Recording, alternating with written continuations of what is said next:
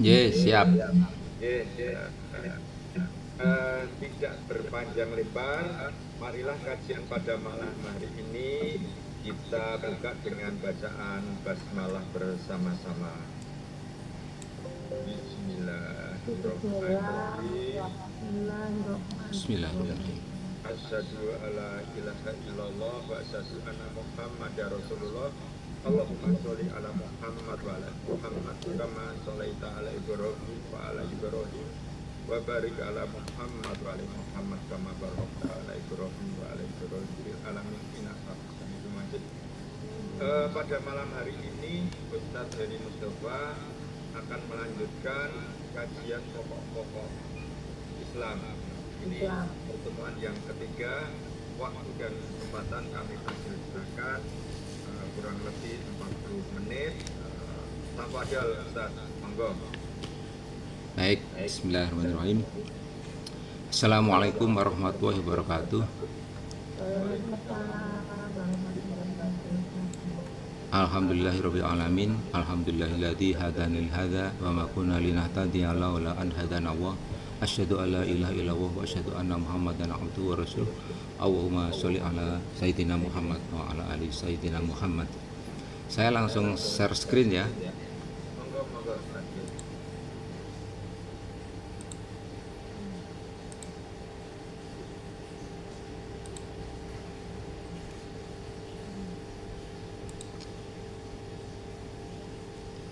Sudah terlihat di layar?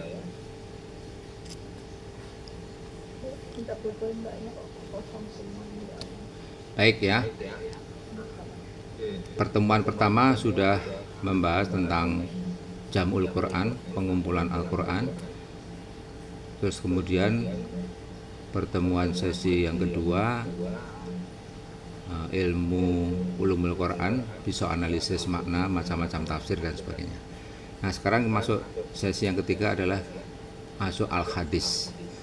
Mudah-mudahan waktunya cukup ya. Jadi nanti kita awali dengan pengantar dulu, kemudian gudang riwayat al-hadis dan kitab-kitab al-hadis.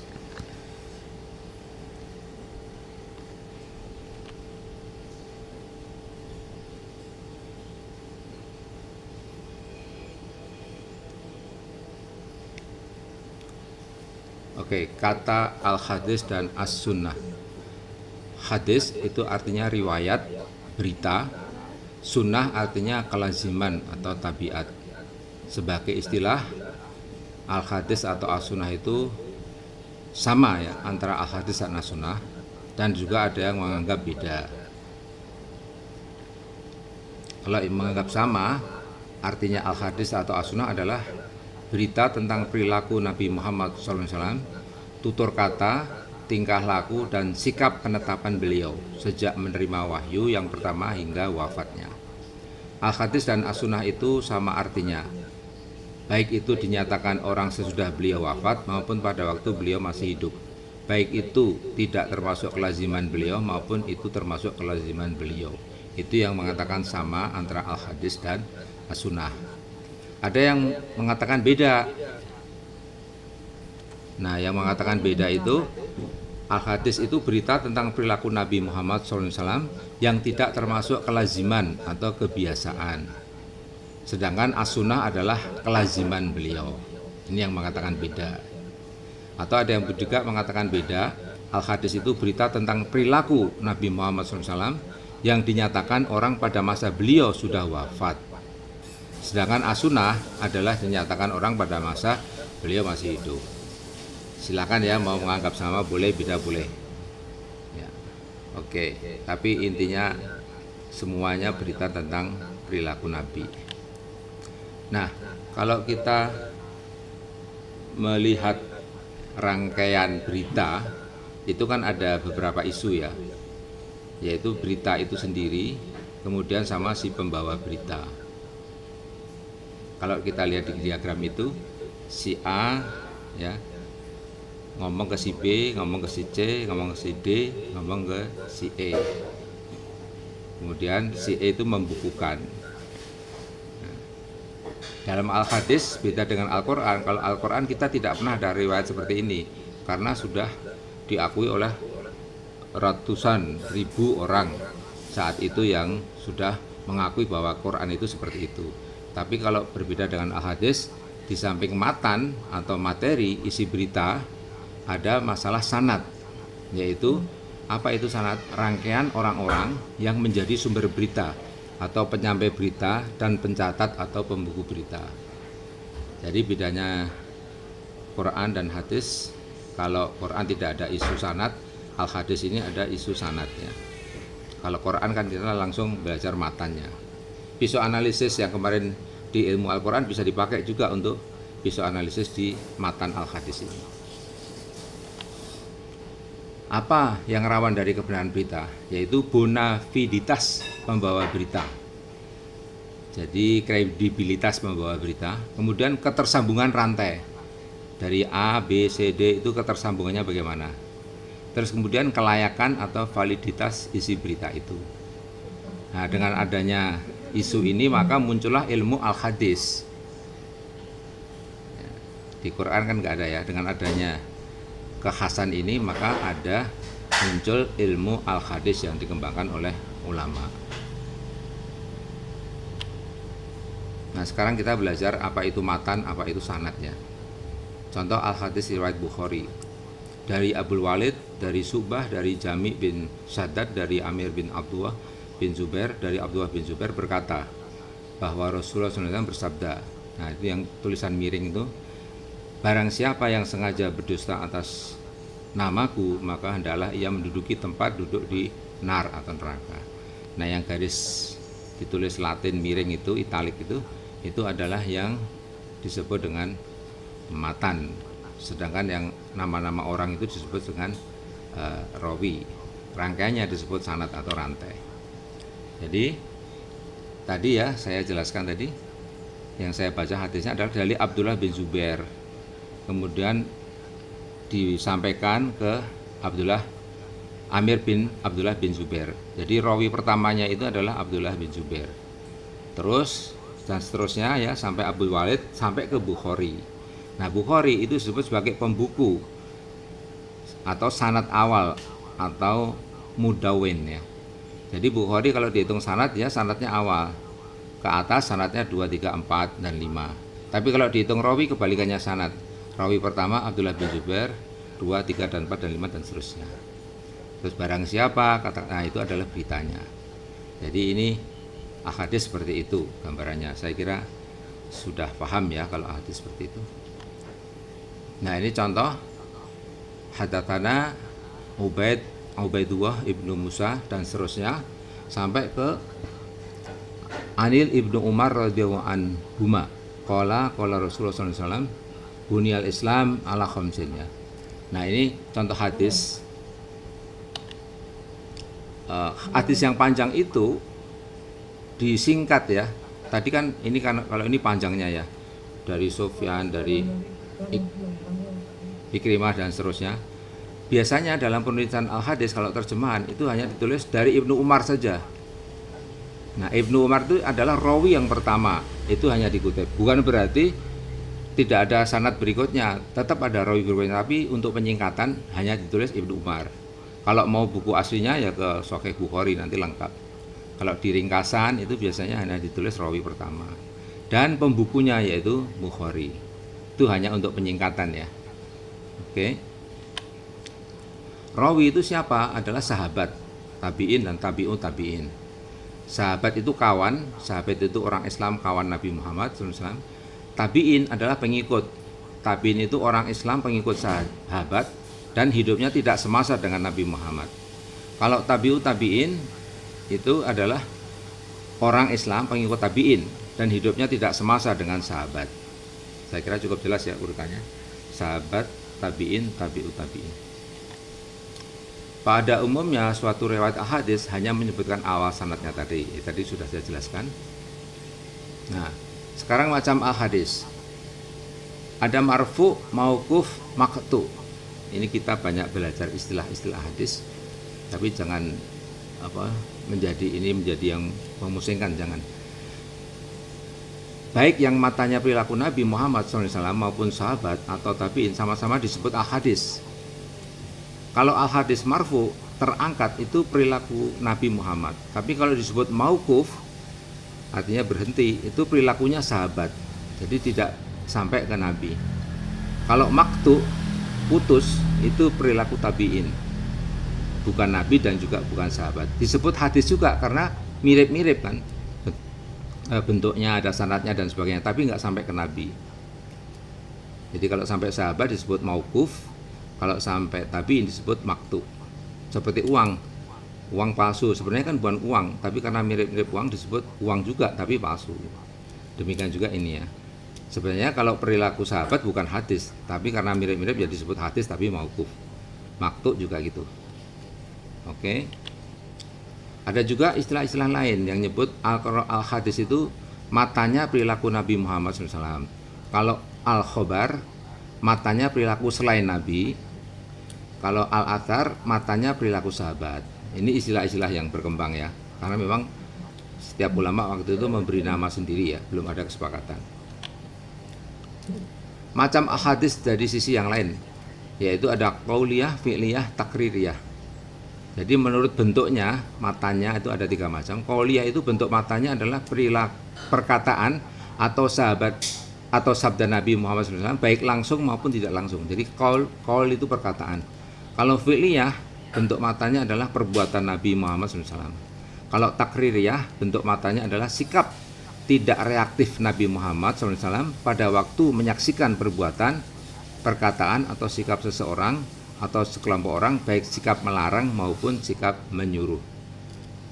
Jadi dari sisi bentuk matanya ada 3, qauliyah, hadis fi'liyah, hadis takririyah. Lain-lain juga nama hadis ya. Ada disebut orang al-hadis hamiyah. Apa itu? Ialah matanya perkataan atau sabda Nabi Muhammad SAW yang berisi keinginan atau harapan beliau pada masa mendatang. Karena bentuk matanya perkataan atau sabda beliau, maka dengan sendirinya dapat dimasukkan dengan hadis qauliyah. Hamiyah itu belum dilaksanakan Nabi tapi sudah wafat. Seperti tahun depan saya ingin puasa Asyura misalnya, belum kesampaian sudah wafat, yaitu sama dengan hadis qauliyah juga, cuma karena ada ciri khasnya belum kesampaian dilaksanakan disebut hamiyah.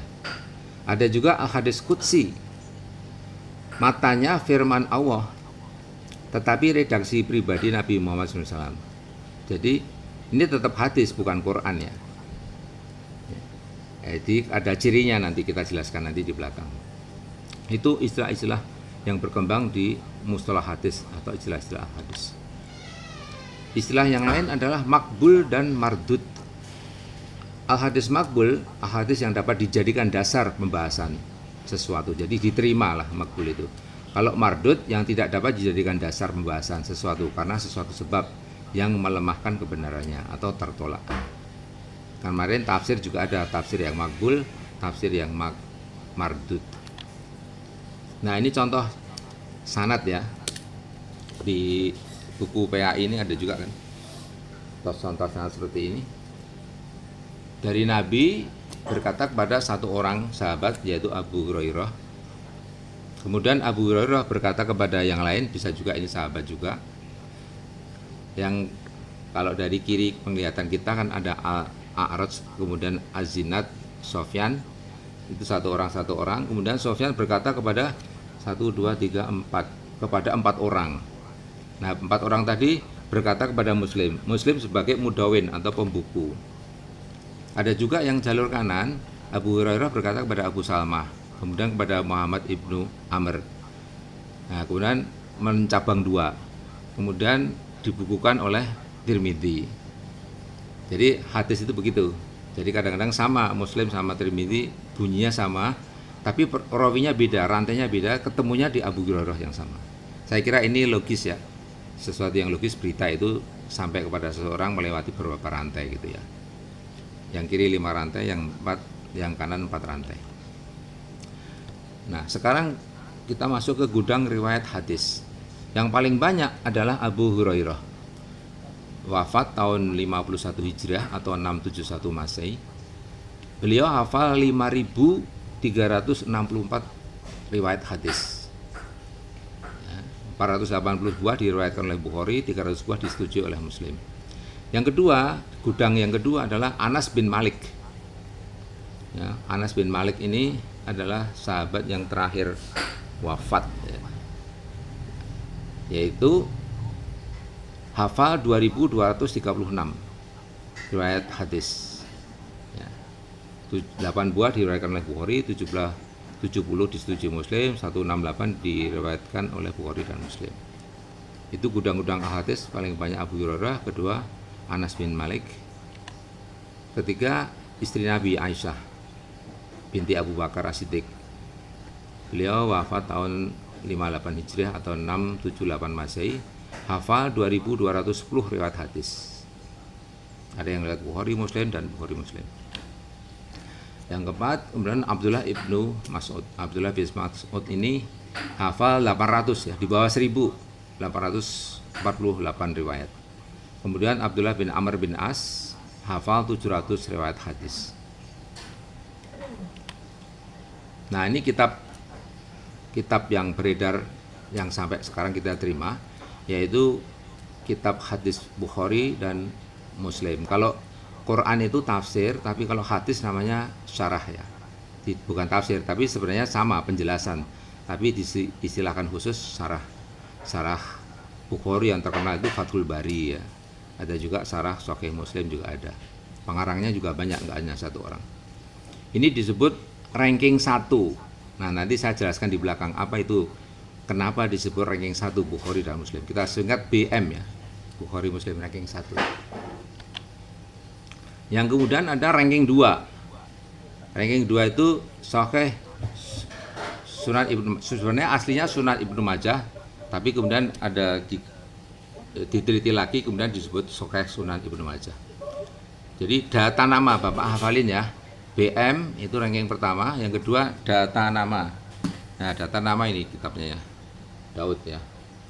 Daud ini data nama. Daud, Tirmidzi, Nasai, Majah, gampang, ya. Data nama. BM data nama. Bukhari Muslim, Daud, Tirmidzi, Nasai, Majah, gampang, ya. Itu 6 kitab hadis Kutubus Sittah namanya. Itu yang paling tinggi derajatnya, ya. Jadi ranking 1 sama ranking 2. Kemudian ada buku hadis lain seperti indeks hadis. Kalau kita mau mencari kata haji, itu ada di hadis Bukhari nomor berapa, ada di Sunan Nasai nomor berapa.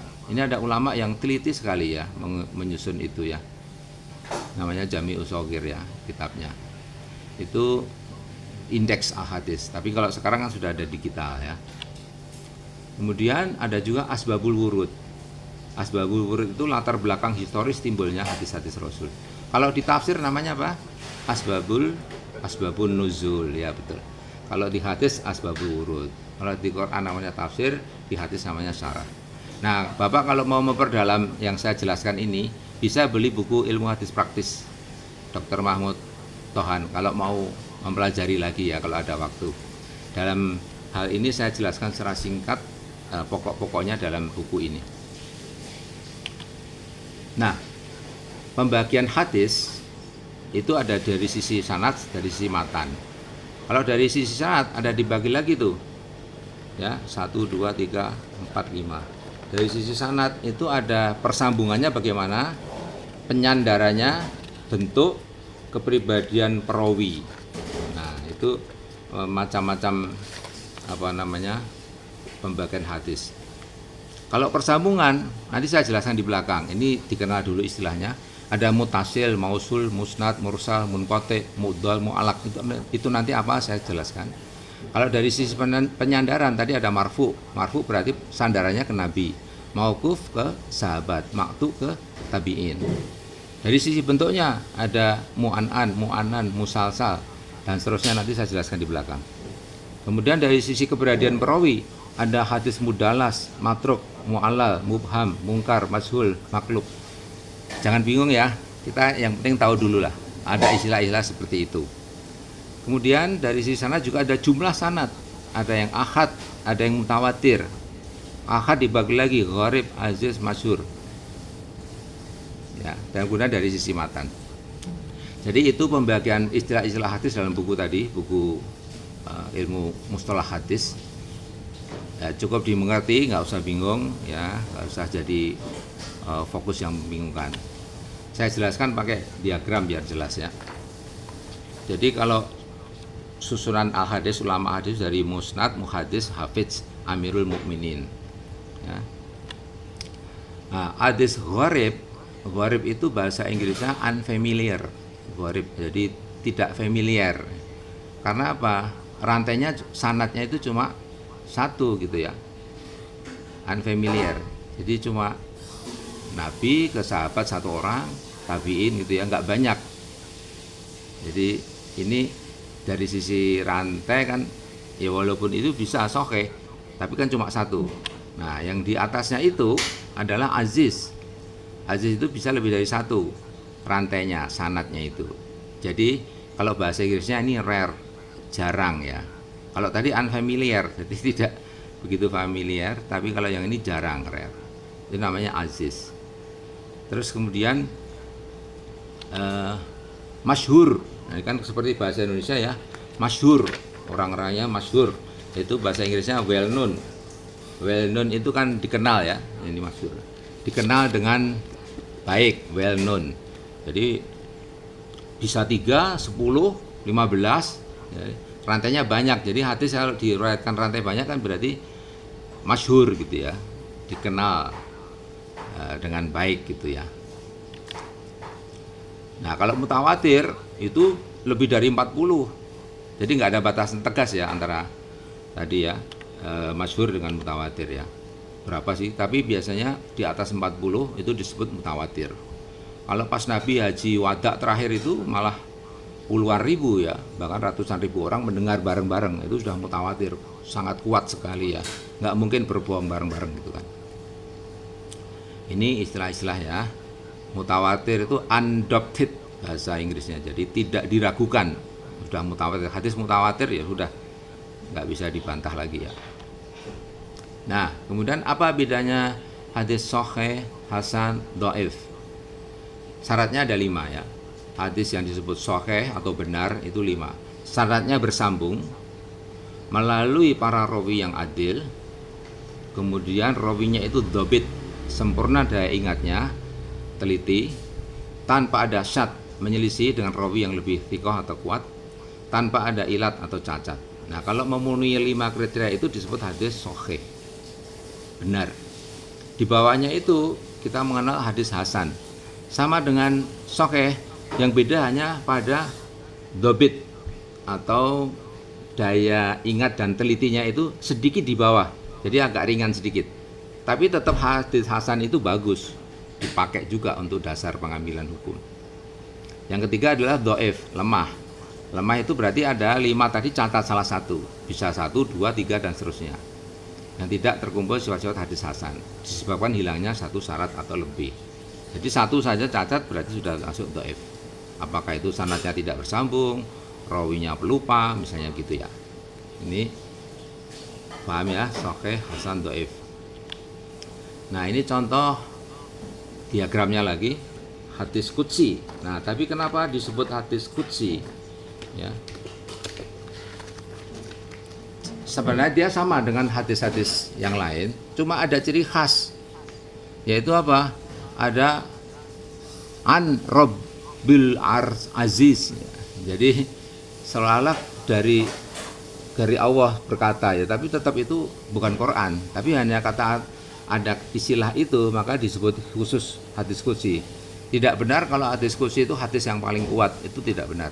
Semuanya tergantung dari syaratnya tadi, rawinya bagaimana, persambungannya bagaimana. Nah, ini contoh hadis yang nyambung ya, dari Bukhari kemudian ke rawi tabi'in, ke tabi'in, sahabat sampai ke Nabi. Itu kalau nyambung seperti ini disebut dengan muttasil atau bersambung. Ya, sahih tadi syaratnya kan bersambung, yaitu muttasil. Ini contohnya seperti ini. Satu urut gitu ya, nggak ada yang bolong. Nah, itu sekaligus untuk contoh hadis yang mutasil atau mausul bersambung. Qudsi itu bahasa Inggrisnya divine. Terus ada hadis mu'allaq. Nah, ini Bapak Ibu bisa lihat, mu'allaq itu artinya tergantung kan. Mu'allaq itu suspended itu tergantung. Seperti ini. Jadi dia ada yang dilewatin gitu. Bukhari itu kan nggak kenal dengan tabi'in ya, tapi kok Bukhari langsung dapat dari dia, berarti ini ada yang terputus nih, ada yang gantung. Nah, satu yang di bawah ini gantung, ada yang dilewatin. Nah, berarti ini tidak mutasil, tidak nyambung hadis ini, bersambung secara urut. Jadi istilahnya mu'alaq atau tergantung atau suspended ya. Nah, tadi istilah-istilah yang persambungan. Nah, ada juga munqati. Hadis munqati itu putusnya tidak hanya satu tapi dua loncatnya. Ya, munqati. Ya memang ada juga yang seperti itu ya, munqati seperti ini. Nah, munqati itu ya. Jadi Bukhari langsung loncat tabi'in, dari tabi'in kok langsung sahabat, harusnya kan ada tabi'in. Ya, ini intersected ya. Munqati itu terputus. Ini juga dhaif kalau hadis seperti ini. Ada lagi mu'dal. Jadi ini loncat lagi, ini lebih parah lagi ya. Jadi dari riwayat hadis ini dari video hanya tabi'in langsung ke sahabat, ya nggak mungkin melewati tabi'in, melewati tabi'in. Ini hadis namanya straight ya, langsung aja ini, langsung ke atas. Nah, ini jelas dhaif. Kemudian hadis mursal, dia terputus juga, dan putusnya itu di sahabat hilangnya. Dari tabi'in kok ke nabi, nggak mungkin, mesti ada sahabat. Nah, ini nggak tercatat ya, hadis yang seperti ini ya apa namanya, dhaif ya, mursal ya. Bahasa Inggrisnya continued, walaupun dia nyambung ya, continued. Terus hadis, nah kalau marfu ini bersambung sampai ke Nabi ya, qala Rasulullah, itu namanya marfu, traceable, kalau bahasa Inggrisnya traceable, dapat ditelusur, mampu telusur ya, traceable. Kalau mauquf ujungnya hanya sampai sahabat, discontinue. Kalau maktuk itu hanya sampai ke tabi'in, disconnected istilahnya. Kemudian saya mau tanya ini, tapi sebenarnya kalau diskusi nanti habis waktunya ya. Hadis mursal sama mu'alaq. Mursal itu kan putusnya di sahabat hilangnya. Tapi kalau mu'alaq itu putusnya di bawah, di rantai bawah ya. Jadi di rawi-rawi yang kelima gitu ya. Kalau rawi satunya utuh, tapi kalau di mursal rawi satunya itu tidak ada. Kira-kira mana yang lebih parah cacatnya? Tapi saya nggak mau diskusi, nanti malah pusing ya. Tapi saya jelaskan saja. Kira-kira di mana, Pak Fajri? Yang mursal lebih parah. Oke, ya betul sekali ya. Yang mursal lebih parah karena yang dilewati orang penting, sahabat ya. Kalau mu'alaq yang dilewati kan bawah.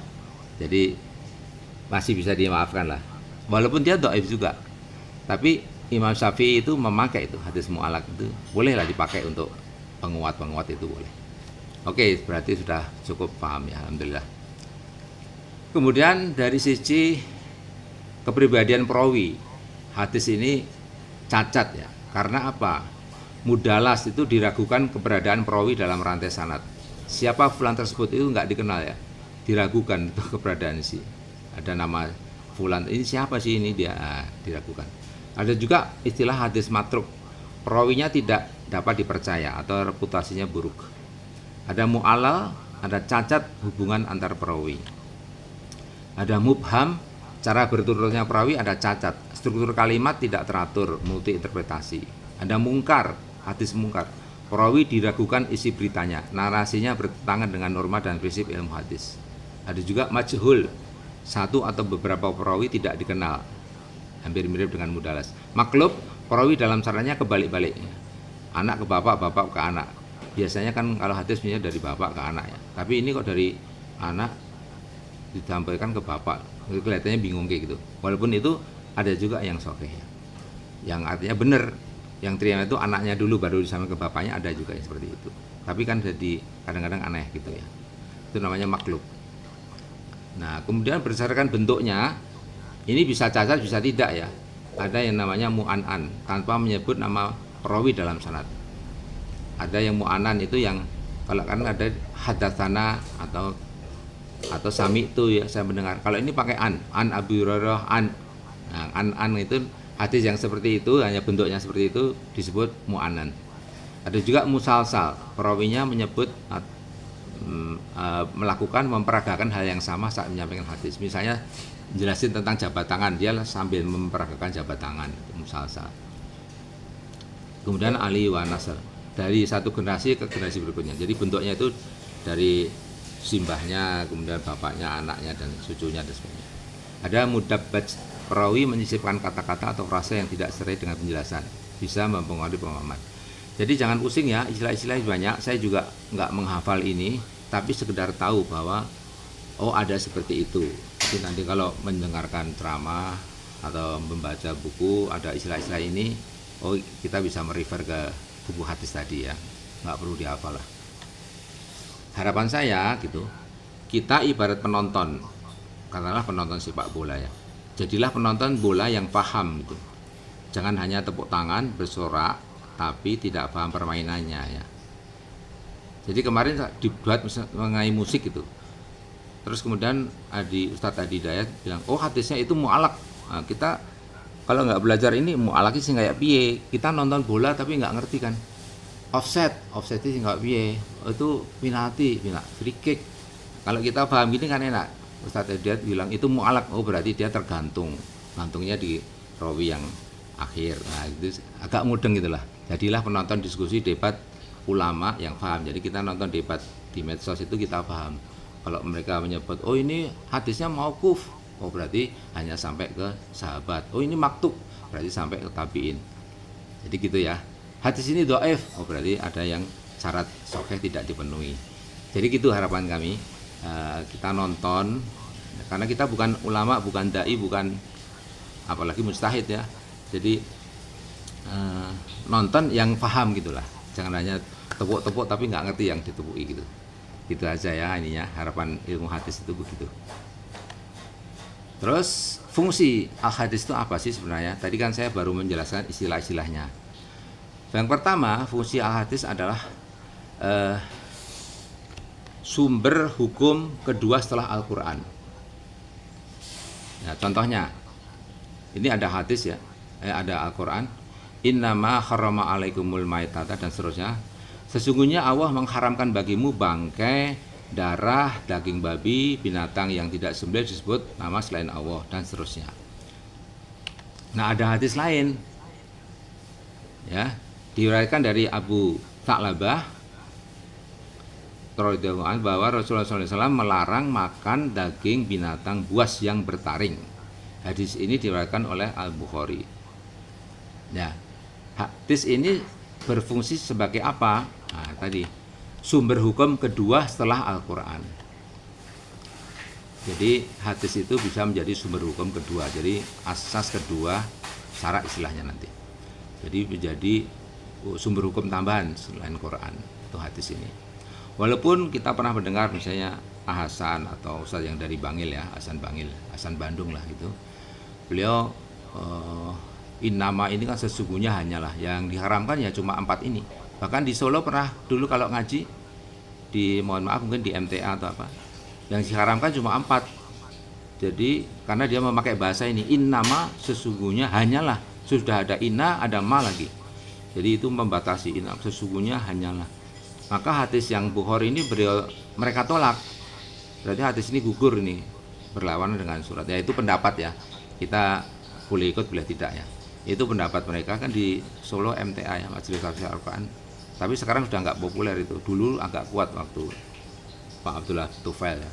Kalau sekarang muridnya sudah nggak berani keras ya, karena banyak ditentang. Karena apa? Anjing halal, makanya di Solo banyak sate jamu, sate anjing yang makan orang-orang Muslim, karena ya memang halal menurut pendapat ini.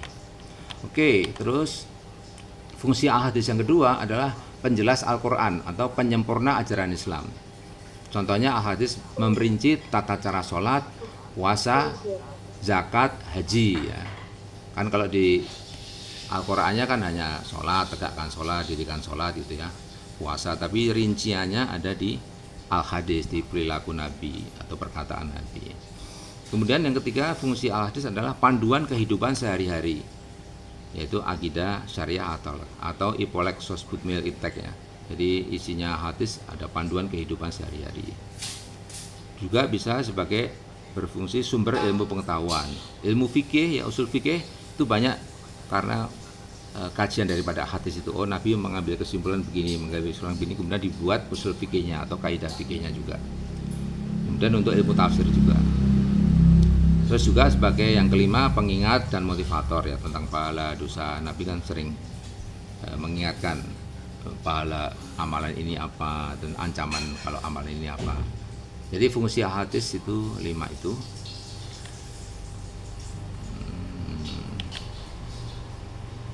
Bentar, ini nggak jalan. Habis ya? Oke, selesai. Ini yang materi 1 selesai. Masih ada waktu. Tambahan materi. Nah, ini tentang buku-buku al-hadis ya. Nah, ini pertama Sahih Bukhari ini. Ini saya punya, misalnya ini ringkasannya ya, ini ya, ringkasannya. Bapak boleh beli ini ringkasan atau yang utuhnya atau sarahnya, silahkan ya. Ini Bukhari, kemudian Muslim ya, kemudian data nama, berarti Daud pertama kali, Abu Daud ya, data nama Daud, data Tirmidzi, yang kedua Tirmidzi, data ketiga Nasai, data Nasai, data nama Ibnu Majah. Nah, 6 kitab hadis ini disebut dengan kutubus sittah, kitab yang 6. Jadi ulama yang belakangan ini yang menyimpulkan bahwa banyak buku hadis beredar, 6 inilah yang paling top, yang paling recommended gitu ya, yang paling kuat gitu ya. Kalau mau baca ini dulu, jangan yang lain gitu ya. Kutubus sittah namanya. Jadi kalau koleksi buku ini dulu gitu ya, baru yang lain. Karena ini yang jadi pegangan ulama-ulama dalam mengambil hukum. Ada juga kutubut tis'ah, nggak puas dengan 6, tambah lagi 3, yaitu apa? Yang ada 2 versi ini kutubut tis'ah. Ada yang versi pertama itu yang tambahannya yang ke-7 adalah Musnad Imam Ahmad, kemudian Sunan Ad-Darimi, kemudian Daruqutni ya. Ini kutubut tis'ah. Tapi versi yang kedua beda lagi. Ya, yang 6 tadi tetap sama, yang ke-7 ini Musnad Imam Ahmad, terus kemudian Al-Muwatta Imam Malik, itu pentaksis madhab Maliki, ngalang buku Al-Muwatta ini yang ke-7, ke-8, yang ke-9 Ad-Darimi. Jadi Daruqutni dihilangkan, diganti dengan Al-Muwatta. Ini juga disebut kutubut tis'ah. Jadi ada 2 versi ini. Ya. Oke ya. Saya mau cerita sekilas tentang Imam Bukhari. Imam Bukhari itu selama 16 tahun mengumpulkan al-hadis dan menyeleksi al-hadis. Beliau berniat tidak menikah. Jadi beliau anaknya orang kaya, tapi beliau berniat hanya mengabdikan hidupnya untuk mengumpulkan al-hadis sahih. Karena waktu itu sudah beredar banyak hadis palsu ya, berseliweran gitu. Beliau berhikmat untuk mengumpulkan hadis sahih. Jadi 16 tahun keliling ke Jazirah Arab juga sampai ke Mesir dan seterusnya. Makamnya terakhir di ya Al-Bukhari itu ya, Bukhari. Disamarkan kalau nggak salah. Jadi beliau selama 16 tahun mengumpulkan hadis itu. Alasannya tidak menikah, kalau saya menikah nanti akan menyengsarakan istri saya, maka dia nggak menikah. Nah, hidupnya akan diabdikan ke mengumpulkan hadis sahih. Beliau mengumpulkan akhirnya 600.000 buah al-hadis yang dikumpulkan, 600.000. Yang beliau hafal 100.000. Bayangin ya, 100.000. Hafal tidak hanya matan, tapi sanadnya juga. Dari si A, si B sampai ke Nabi itu beliau hafal 100.000 hadis itu. Wah, itu luar biasa. Makanya banyak waktu itu ulama-ulama atau yang mungkin dalam tanda kutip tidak suka kepada beliau itu banyak, karena merasa nggak ada apa-apanya dengan Bukhari ini. Sampai dia diusir keluar kota gitu kan, hidupnya agak sengsara juga. Tapi makamnya terakhir ditemukan atas perintah Soekarno ya. Cari itu di Rusia itu makamnya di mana, akhirnya ketemu ya. Sekarang diperbagus lah makamnya. Nah, 1000 buah hadis yang dihafal tadi, yang beliau bukukan dalam Sahih Bukhari ini ya, yang beliau bukukan dalam Sahih Bukhari ini, itu hanya 9082, atau versi lain cuma 7275 buah al-hadis. Sisanya ya, berarti beliau apakan? Ya dikesampingkan, nggak dimasukkan dalam bukunya. Itu pun yang 9000 itu masih ada pengulangan, yang tidak pengulangan cuma 4000, itu tanpa pengulangan. Kitab Bukhari seperti itu ya. Bayangin dari 100.000 tadi hanya 9.000 yang dia masukkan, yang sisanya dia kesampingkan. Nah, alasan kenapa Imam Bukhari itu bukan hanya 9.000-an hadis dan mengesampingkan yang 91.000-an, dengan kitab Sahih ini kata Bukhari ya, dengan kitab Sahih ini maka umat Islam sudah cukup menjadikan kitab ini sebagai pegangan hidup. Ya, bagian al-hadis yang saya kesampingkan adalah pengulangan. Apabila semua al-hadis yang 100.000 tadi saya masukkan dalam kitab Sahih ini, maka akan membosankan. Ini alasan beliau. Nah, apakah kita menganggap Bukhari khianat? Kok hadis-hadis yang sahih yang lain tidak dibukukan? Ya itu monggo, itu panjenengan yang nilai. Tapi Bukhari ambil kesimpulan, kalau saya masukkan semua, tebelnya minta ampun dan jadi kitab yang membosankan. Nah, di Bukhari udah jamin sudah cukuplah dengan 9.000-an hadis ini untuk pegangan umat Islam. Nah, ini kalau saya mau membuat tantangan ya, kita ini kan profesional ya, Bapak dokter gigi, saya insinyur sipil gitu ya, kan waktunya banyak tersita untuk di profesi kita. Saya membuat tantangan begini, pelajari saja satu kitab Sahih Bukhari ini sampai tuntas, itu sudah cukup. Ya, seperti kata Bukhari tadi, sebagai pegangan hidup ini sudah cukup. Jadi kalau kita nggak punya waktu, ini aja tuntasin sama syarahnya, misalnya Fathul Bari gitu ya, dibaca sampai tuntas. Insya Allah itu udah sangat-sangat cukup ya. Tidak perlu yang Muslim, Dawud, Tirmidzi, Nasai, Majah ya. Ini yang Dawud ini dibaca, kemudian Tirmidzi ini dibaca. Ya kalau ada waktu syukur, kalau ada waktu luang maka baru membaca kitab-kitab ini ya. Yang lain-lain ini syukurlah, alhamdulillah. Kalau kita dikasih umur panjang, kelonggaran waktu, kesehatan dan sebagainya. Tapi kalau kita memang sibuk sekali, baca ini saja udah sangat bagus ya, kitab Sahih Bukhari ini. Nah kalau sekarang sudah ada ensiklopedia hadis, saya sudah install juga ini.